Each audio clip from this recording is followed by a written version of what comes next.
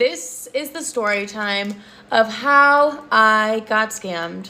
So when I first moved to New York, I had no job whatsoever. What? Which one do you think? Glad you guys got to see my sister because she plays a crucial role in this story. So it came to a point where my savings was literally almost gone and I was like, okay, fuck, like I need a job. So I did what any 20-something would do and I went on LinkedIn and applied to literally any job possible that I would think that they would like want me. I was like, whatever, I don't know what the fuck this is, but I'll apply. So I get a job interview immediately as a position as a administrative assistant. And I have no idea what the fuck that is, but I'm like, whatever, I'll do the interview. The weird thing about this interview is that he wanted to do like the whole thing as like a texting interview basically. And I thought nothing of this because like I am not a 9-to-5 ass type of bitch. I've never had a 9-to-5. And I guess an administrative assistant is like a 9-to-5 position. So this man was making me write paragraphs to him as why I'd be a good fit in this position. So the thing is, I was not doing this interview alone. Allie, who does all my podcast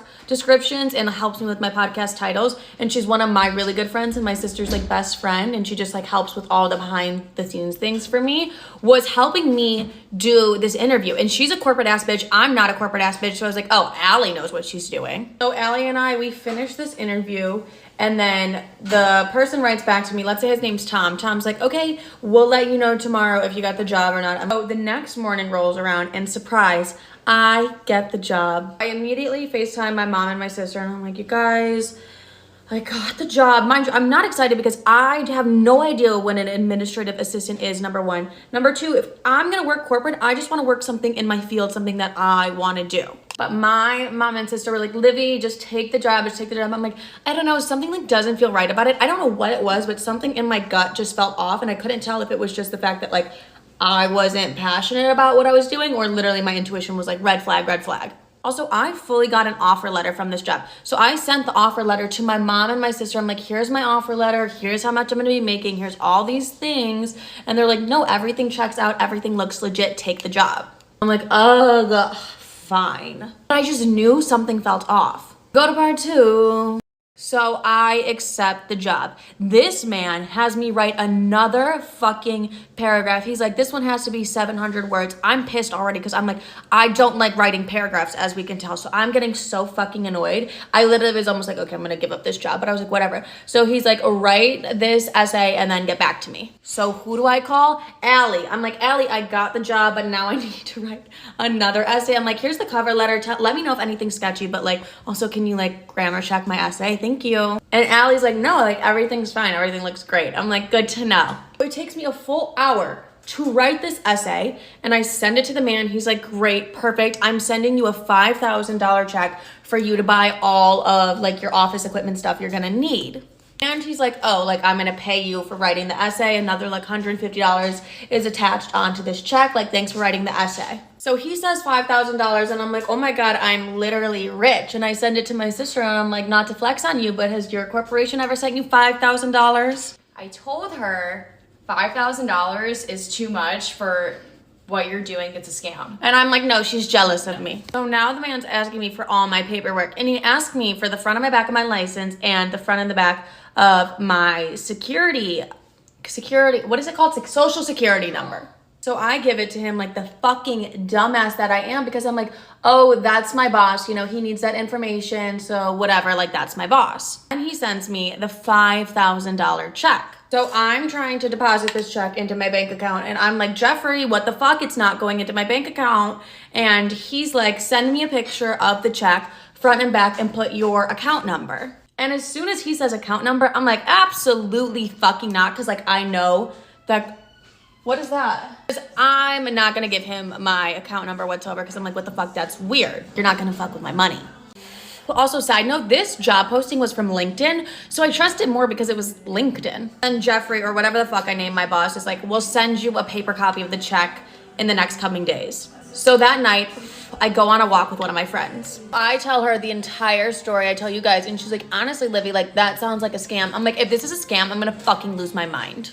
Like, how am I gonna get scammed out of a job that I didn't even want to fucking do in the first place? Jeffrey ghosted me at this point, so she's like, you should probably call the company and just like make sure this is legit tomorrow. So I call the company and I'm like, hey, like I got a job offer from Jeffrey. I tell the guy the entire story.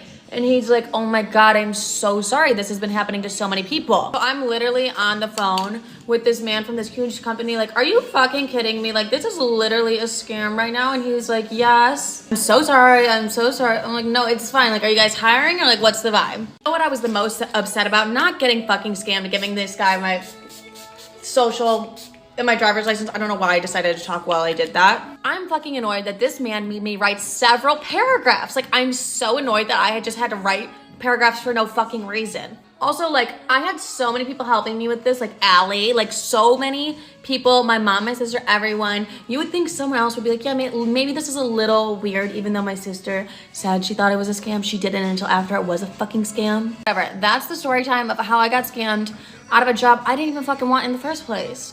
Am I wrong for pretending not to know my fiance after she had a meltdown during boarding the plane and was eventually thrown off? I imagine I'm going to get raked over the coals for this one. So my fiance, maybe not for much longer, and I were on our way back from a vacation recently. It was a great time and everything went off without an issue. That is until we started boarding the plane. Now I know better. I only bring a small backpack with essentials in case I don't get my checked bags. I can survive out of this backpack and it will always pass baggage check for size and weight. I've done a lot of traveling, so why fight the system? My fiance didn't want to listen to my advice and chose to bring basically a regular full-size bag that barely fits the standards of a carry-on. But generally speaking, the airline worker doesn't want to deal with the trouble and allows it through. But this time, the airline worker was not having it. It was a packed flight, we were boarding last in economy, and it was just a shit show. I got through just fine first with my little backpack, but I could hear the argument from the boarding tunnel thing and it was getting heated. I was about to go back and try to smooth it out, but my fiance rushed past and just boarded the plane. I assumed, not having heard it super clearly, that the attendant had given in and let her on. That was not the case. So we found our seats and settled in. I was pretty tired and I could tell she was upset, so I kind of just tucked into the window and put my hat down and tried to take a nap. But soon after, the airline worker and a cop shows up and they are not fucking around and want her off the plane. She tries to plead and cry, etc., but they are not having it. And maybe in a moment of panic or just plain self-preservation, the cop asks if we're together and I blurt out, no, shaking my head empathetically. I got kill daggers from her eyes and she shot up and grabbed her bag and followed the cop out. She was also swearing and screaming the whole way out. Now, obviously, this is well after the event I'm posting this, but when she did eventually get home, she caught the next flight out with the bag checked. I was there to pick her up. She obviously thought I was the asshole, and to be honest, almost everyone I know thinks I'm an asshole except my boss and coworkers, who for context were very much relying on me to get back on time, which I gave my word I would for a really important project that was time sensitive. They were all very happy I didn't get thrown off too. So am I the asshole for this self-preservation? I asked my husband if he still loved me. His answer? You ask some difficult questions. I have anxiety and my husband doesn't know how to cope with it. Now I believe he simply doesn't want to cope. We visited my doctor together so he could understand a little bit about the situation with my generalized anxiety disorder and depression. Terrible idea. He criticized me all the time, blamed me for not getting better, and at the end said he didn't believe that we could work out anymore. Yes, he said that to my doctor, who was trying to make him understand how generalized anxiety disorder and depression are affecting me. At the end, I was crying and he was angry at me and at the doctor. He insisted I took him to a couples therapy without his consent. The next day, I asked him the question I posted. When he couldn't answer if he still loved me, I removed my wedding ring and said that we were done. I couldn't be with someone who couldn't answer this simple question. More than a decade later, and that's how he answered me. He apologized, cried, and said he doesn't love me anymore. My anxiety has destroyed his feelings for me. I'm heartbroken, but relieved, because I couldn't spend my energy on this relationship when clearly I was the one fighting for it. At least now, I know it's over. However, I feel lonely since I will have to fight this mental disorder all by myself. My family lives far away. I must get better for my children and I. I cannot move out right now, nor him. We will have 2 different bedrooms while sharing the house. We will also talk to a mediator in order to organize the separation while I'm fighting against generalized anxiety disorder and depression. I hope it's going to help.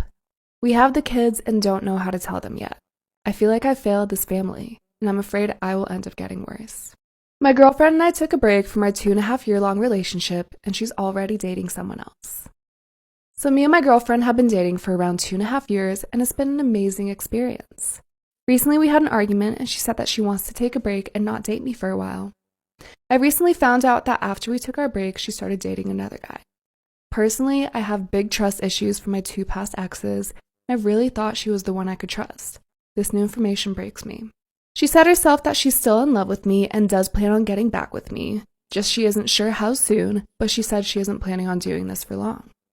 She said her new boyfriend is also aware that she still wants to go back to dating me. This whole situation is making me feel like I'm over here being kept as some sort of backup in case her new relationship fails. I love her a lot and want the relationship to work out. I want to tell her that even when we were on a break, it would be better if she didn't date anyone else since it breaks my trust and makes me feel used. For context, we already did take a break early in our relationship where she also decided to date some guy, but that didn't last long. I'm fine with casual hookups, but straight up dating someone else feels like I'm being used.